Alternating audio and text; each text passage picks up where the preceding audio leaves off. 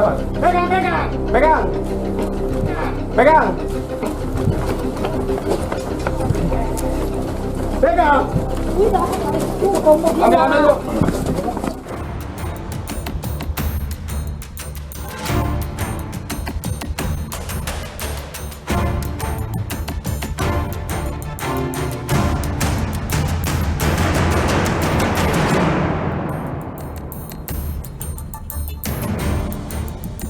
Halo, apa kabar saudara? Jumpa kembali bersama saya Joy Astro dalam Booster hari ini. Sejumlah informasi pilihan telah kami siapkan dan inilah Booster selengkapnya.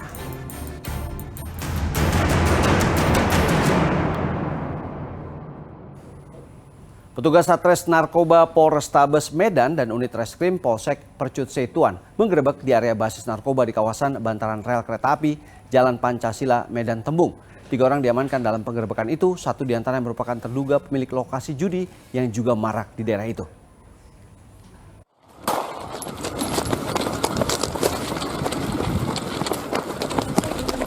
Puluhan personil Satuan Reserse Narkoba Polrestabes Medan dan unit reskrim Polsek Percut Setuan Kamis sore menggerebek kawasan basis narkoba di bantaran rel kereta api Jalan Pancasila, Kecamatan Medan Tembung, Sumatera Utara.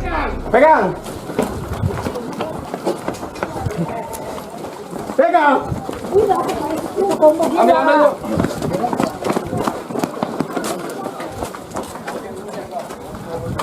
Periksa tasnya, itu tasnya. Sejumlah orang yang diduga sebagai pengguna dan pengedar narkotika jenis sabu mendadak kabur saat petugas kepolisian merangsek masuk ke kawasan ini. Akhirnya 2 orang yang diduga pengedar sabu diamankan petugas.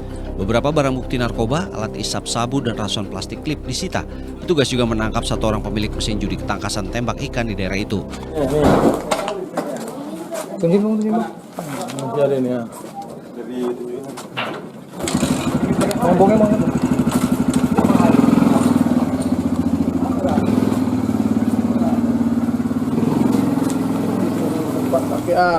Ketiga orang ini kemudian digelandang ke Mapolrestabes Medan guna pemeriksaan lebih lanjut. Itu kita temukan adanya TPS ya, TPS tempat pemakaian sabu, dan terus kita melakukan juga pembelian terselubung. Ada 2 orang yang berhasil kita amankan terkait dengan tindak pidana narkotika, dan juga kita temukan juga ada permainan judi. Nah, kita amankan 1 orang yang memiliki lokasi perjudian tersebut. Terhitung dalam waktu 1 minggu ini, polisi telah melakukan penggerebekan di kawasan ini sebanyak 2 kali. Muhammad Hamdani melaporkan dari Medan, Sumatera Utara. Seorang bandar narkoba terus memberontak dan bersumpah tidak bersalah saat ditangkap polisi di sebuah warung di Tulang Bawang, Lampung pada Kamis siang. Polisi menyita 1 bungkus sabu-sabu di dalam bagasi motor tersangka yang diduga akan diantarkan ke seorang pembeli. Hasanuddin, seorang bandar narkoba, ditangkap polisi di sebuah warung di Desa Aji Jaya, Kecamatan Gedung Aji, Tulang Bawang, Lampung, Kamis siang. Awal penangkapan, Hasanuddin terlihat santai dan membantah tuduhan polisi memiliki narkoba.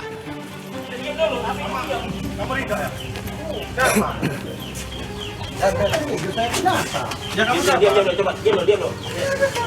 Nama kamu siapa? Polisi awalnya hanya mendapati senjata tajam saat menggeledah tubuh Hasanuddin. Pada penggeledahan lanjutan, polisi menemukan 1 bungkus sabu-sabu yang disembunyikan tersangka di dalam bagasi motor. Enggak ada. Saya berani sumpah. Lihat. SMS kamu ini masalah pesanan semua. Saya berani sumpah. Enggak ada. Saya berani sumpah saya. Enggak ada, itu enggak ada. Itu tadi Bapak yang... Meski kepergok kedapatan membawa narkoba, Hasanuddin terus membantah bahwa narkoba itu bukanlah miliknya. Polisi kembali membuktikan narkoba itu adalah milik Hasanuddin dari pesan singkat di ponsel tersangka. Ada obrolan pemesanan sabu-sabu dari seorang pembeli. Ia berada di warung ini rupanya tengah menunggu pembeli sabu-sabu itu. Hingga akhir penangkapan di TKP, Hasanuddin terus berontak dan bersumpah berkali-kali mengelak sebagai bandar narkoba.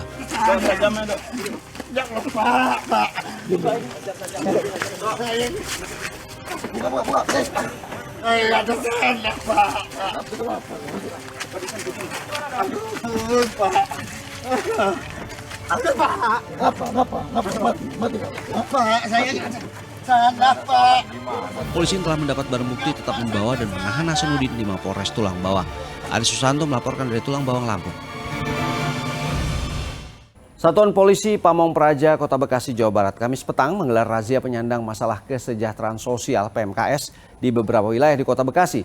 Penolakan dan isak tangis mewarnai razia PMKS itu.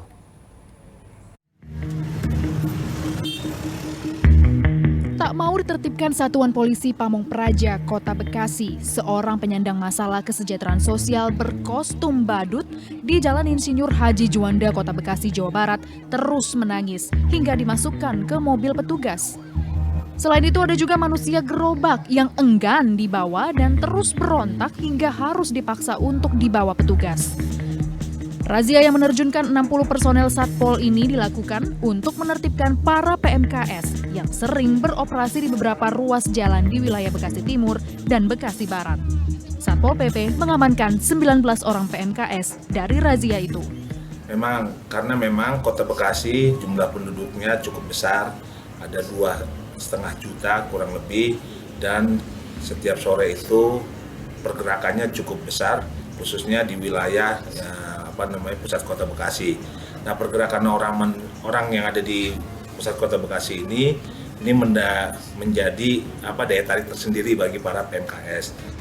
PMKS yang terjaring razia akan ditampung di rumah singgah yang dimiliki Dinas Sosial Kota Bekasi dan akan dilakukan pendataan serta pembinaan sosial. Awang Darmawan melaporkan dari Bekasi, Jawa Barat. 4 pasangan bukan suami istri terjaring razia yang digelar petugas Satpol PP Jakarta Timur dan suku Dinas Sosial saat tengah bercengkrama di dalam kamar hotel. Razia juga menyita puluhan botol miras yang masih dijual bebas selama bulan puasa. Seorang wanita diduga PSK terjaring petugas Satpol PP Jakarta Timur saat tengah mangkal di bahu Jalan Raya Bekasi Timur pada Rabu malam. Tanpa ina-ino, perempuan ini langsung dibawa masuk ke mobil petugas untuk didata lebih lanjut. Pak, kami pengawasan dari Satpol PP Jakarta Timur mau memastikan di sini tidak ada pelanggaran. Bapak tinggal sendiri di sini? Ya? Berdua sama siapa? Sini Pak, sampai nanti ngobrol sama saya dulu. Razia juga digelar di beberapa hotel. Identitas penyewa kamar hotel diperiksa. Hasilnya, beberapa pasangan bukan suami istri sedang asyik berada di satu kamar hotel terjaring. Petugas akhirnya membawanya ke Panti Sosial Cipayung untuk dilakukan pembinaan. Mohon izin, saya periksa Pak ya. Yang ternyata ada juga, tapi kita pastikan ada nanti. Kita pastikan kita periksa, izinkan. Dampingi sama Bapak kita periksa. Sementara dari sebuah warung, tim gabungan Satpol PP, TNI dan Polri juga menemukan puluhan botol minuman keras yang masih dijual bebas. Pemilik warung langsung didata dan 30 botol minuman keras diamankan petugas. Hasilnya untuk miras tadi kita sita, terus untuk suspek PSK itu ada 1, sisanya pasangan kumpul kebo ya, itu ada 4 pasang di penginapan Brio ini. Selanjutnya dibawa kemana Pak? Selanjutnya akan kami serahkan ke Cipayung, ke Panti Sosial tentunya biar supaya dilakukan pembinaan. Razia pemerlu pelayanan kesejahteraan sosial PPKS akan terus dilakukan guna menjaga ketertiban selama bulan Ramadan. Triwibowo melaporkan dari Jakarta. Satuan Polisi Pamong Praja Kabupaten Pandeglang masih menemukan sejumlah warung makan yang nekat buka di siang hari saat Ramadan. Para pemilik warung dikenakan sanksi berupa teguran agar tidak kembali melayani pelanggan di waktu puasa.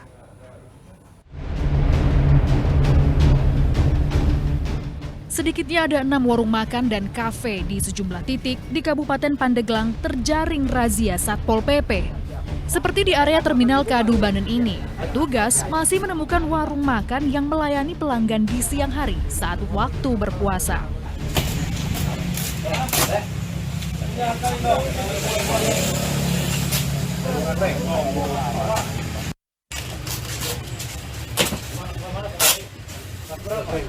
Beberapa orang yang kedapatan sedang makan langsung membubarkan diri ketika petugas datang. Razia ini dilakukan sesuai dengan Peraturan Bupati Nomor 15 Tahun 2022 tentang kegiatan penertiban di bulan suci Ramadan, di mana para pelaku usaha, khususnya warung makan, harus buka di atas jam 4 sore. Jika kembali melanggar, warung yang telah dikenai sanksi teguran ini akan ditutup paksa. Kita pula melakukan tindakan, memberikan peringatan dahulu kepada para penjual agar mulai hari ini sampai ke depannya satuan polisi ini tidak menjual lagi sebelum jam 4 sore.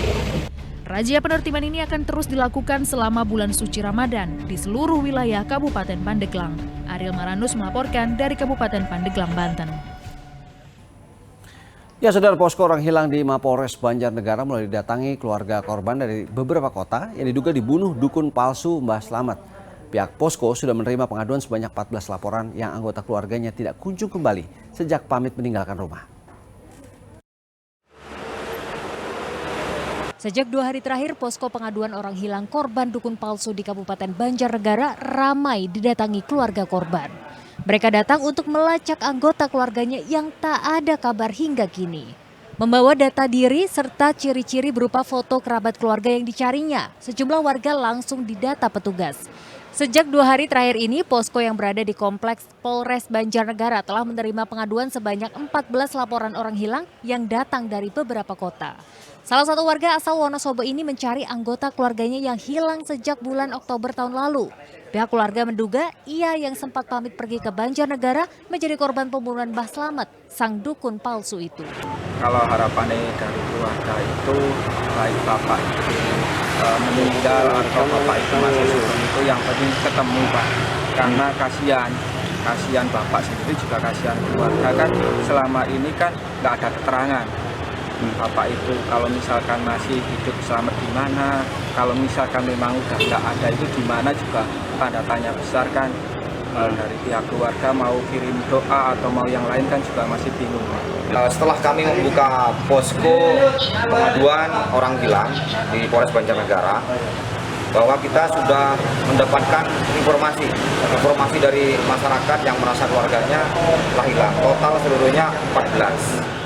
Hingga saat ini korban pembunuhan dukun maut Mbah Slamet di Banjarnegara berjumlah 12 korban.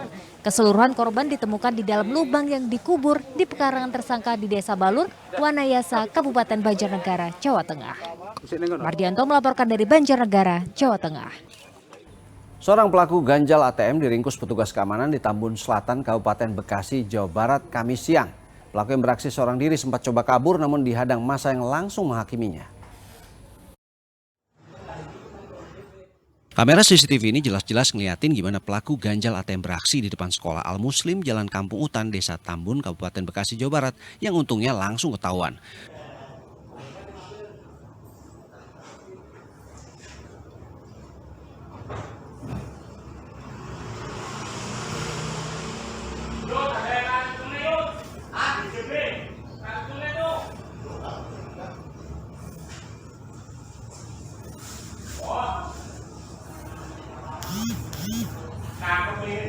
Tersangka pun ditangkap oleh petugas keamanan sekolah dan warga saat tengah menempel penghalang uang keluar dari mesin ATM. Petugas keamanan sekolah sebenarnya sudah curiga dengan gerak-gerik pelaku saat masuk ruang ATM pura-pura akan transaksi. Awalnya kita melihat itu pas lihat pelaku udah melihat, udah mencurigakan itu, Pak. Langsung dipantau lebih jelas lagi, dilihat dari CCTV. Pelaku udah melakukan penempelan di area mesin ATM itu, Pak. Pelaku diamankan di pos keamanan sekolah persis di samping ruang ATM itu, namun ia sempat coba melarikan diri. Karena kesal, warga yang berhasil menangkap pelaku sempat menghakiminya sebelum diserahkan ke polisi dari Polsek Tambun. Barang bukti berupa penutup lubang tempat uang keluar dari ATM sebanyak 15 buah dan alat perekat disita dari pelaku. Muhabar melaporkan dari Kabupaten Bekasi, Jawa Barat. Ya, saudara, peras teman perempuannya dengan mengancam akan sebar foto tak berbusana, seorang pria ditangkap polisi. Untuk memudahkan aksinya menipu, tersangka mengaku sebagai seorang polisi saat kenalan dengan korban melalui aplikasi dating. Bisa kepikiran melakukan tindak. Coba nih lihat baik-baik cowok yang pakai baju oranye ini. SAS nih inisialnya, warga Sematang, Borang, Palembang. Mukanya sih kagak ada potongan orang jahat, tapi aslinya udah ngadalin 5 cewek lewat media sosial. Tapi untungnya berkat laporan salah satu korban yang kalah banyak sama pelaku, karena dibujukin sampai si korbannya rela ngasih lihat sesuatu yang terlarang dan terpaksa ngasih duit 5 juta biar fotonya nggak kesebar, doi akhirnya bisa ketangkep sama polisi. Terus akal-akalan gokil macam apa yang bikin cewek-cewek ini terpikat? Terus nanti WhatsApp. Lalu saya berkenalan lebih lanjut dari WhatsApp. Rayuannya seperti apa rayuannya? Rayuannya seperti apa? Bujuk rayumu sehingga korban mau membuka pakaiannya semua dan melakukan komunikasi melalui video call. Ini menjadi pacar saya, Pak. Ini menjadi pacar saya. Kan korban tahunya kau polisi. Nah, cak mano? Itu dia tahu cak mana kau? Ada foto pakai seragam, Pak. Kau. Punya kau? Iya kau. Memang pakai seragam, Pak. Dapat dari mana lagi seragamnya? Dari Instagram. Hah? Instagram. Bukan foto kau berarti, bukan Bukan foto kau? Widih, master banget si SAS nih. Triknya ngeri. Sampai cewek percaya doi polisi, padahal gadungan dan rela V-call polos.